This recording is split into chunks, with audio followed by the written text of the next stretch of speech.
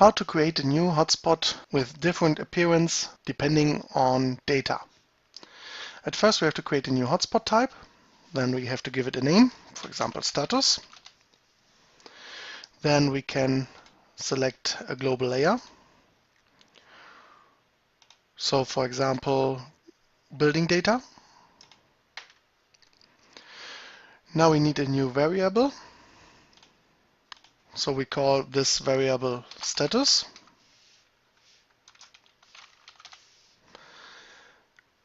And the type is an integer or something else. Now we will take an integer. And now we need conditions. One condition could be 0. Then it should be a circle and red. And the label has not to be shown.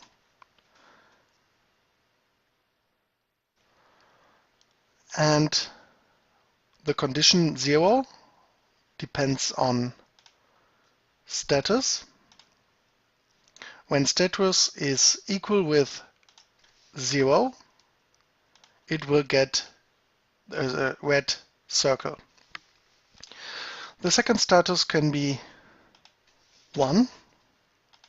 It should be a square and it should be green. The logical condition is when status is equal with 1, then it has to be a green square. Now we can insert a next row. We can choose a free name. So in this case, let's use else. It should be a cross and the color should be blue. The condition for this is a logical operator and. Now we can add a condition. If status is different from 0 and if status is different from 1. Okay. So now we have these three conditions and we can test our new hotspot.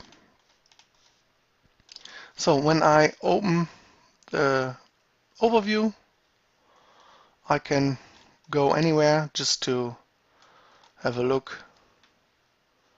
Maybe here. We can create a new hotspot. Status. Dot name. It's a free name. Status is 0. It is a red circle. Status is 1.